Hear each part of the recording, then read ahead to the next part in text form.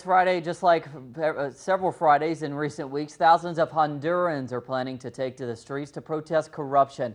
Protesters are demanding the resignation of President Juan Orlando Hernandez and all of those involved in the embezzlement of funds from the nation's social security system. Leaders of social organizations and journalists continue to be attacked and even killed in the country. And as our correspondent Gerardo Torres reports now, the government is attempting to discredit the protesters using conservative media outlets. The Honduran President Juan Hernandez invited yesterday to the presidential house the country's principal conservative media to start what he calls a dialogue that looks to reduce the pressure of the movement known as the Torch demonstrators that are demanding an end to corruption and Hernandez's resignation. Some believe this is just media control. This is a very well-structured campaign with the intent to discrediting all the process that is going on in the country. It is part of a government strategy. First, they try to buy you. If that doesn't work, they'll try to discredit you. Then comes intimidation, and in the end, repression.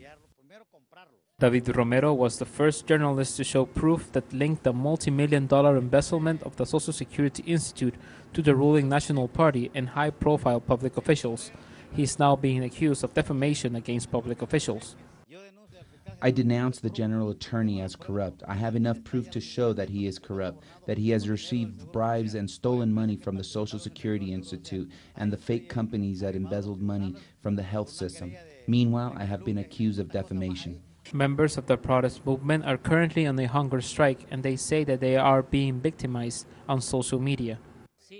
We are facing a defamation campaign. A Facebook page called Caiga Quien Caiga yesterday was saying that I'm accused of sexual abuse and of drug use, and then they erase it because it's not true. The government strategy is to accuse the protest movement of being violent and of receiving funds from organized crime to reduce its strength and change the bad public opinion against itself. This Friday, a large demonstration of thousands is headed to the presidential house to demand Hernandez's resignation. Gerardo Torres, Telesur, Central America.